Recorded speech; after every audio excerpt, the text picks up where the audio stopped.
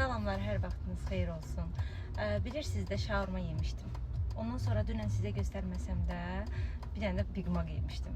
Bu bizə maraqlıdırmı deyəsiniz? Bəli, maraqlı olsun. Çünki özümdə bir şeyi müşahidə elədim. Birinci, mən yedikcə yeməyəsim gəlir.